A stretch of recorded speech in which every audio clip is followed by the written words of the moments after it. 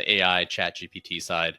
I've seen it done really well. I've seen it done very, very poorly. Sometimes if done wrong, it can be just a giant spam cannon that you're hitting everyone with.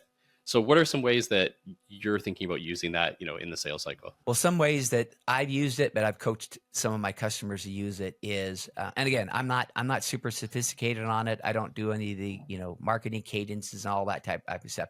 I just try to teach some of my customers, they're doing nothing, to how to use like the free versions of chat. So here's an example. I have someone that's in the service industry. They have a high ticket. So I told her, I said, well, what's your number one, number two objections?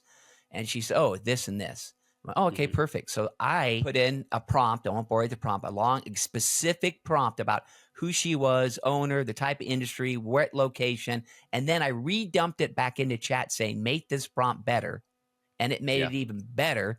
And then I took someone who I respect on LinkedIn and said, use his best practices and say, give me 10 ways to that are professional, not pushy, overcome it. 10. I gave them to her. I said, find one or two you're comfortable with and then make sure you use them. So there's a good example. Yeah. Here's another way. An example is you have, let's say you do proposals, and I didn't do this. I heard on a podcast, someone did it. So they must have did an attachment or something. They said they had 10 proposals, 2 winners, 8 losers. And they asked chat or whatever their tool was, what's the difference between the proposals? What a great, there's so many ways you can do. And here's one more that nearbound's a big thing right now.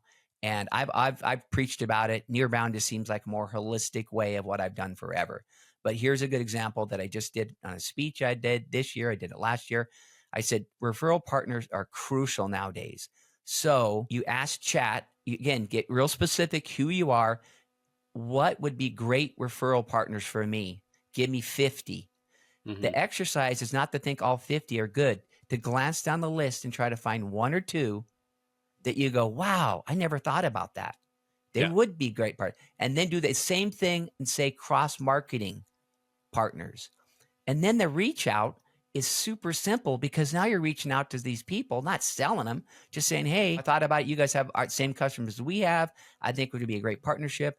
Hey, let's have coffee or something. So those are a couple simple ways to use the free versions of chat or whatever tool you like to use that salespeople could, benefit.